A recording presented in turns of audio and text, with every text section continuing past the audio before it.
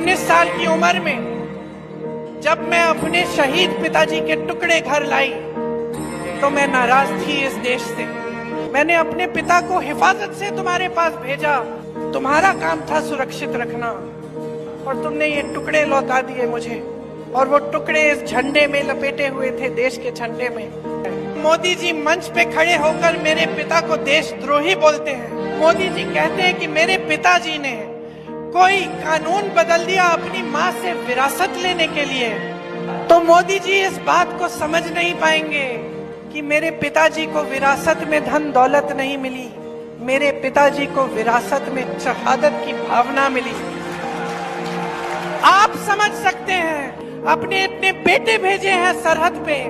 जब आपके बेटे शहीद होते हैं इस देश के लिए, तो मैं जानती हूं कि आपके दिल में क्या भावना है, क्योंकि वही भावना मेरे दिल में है।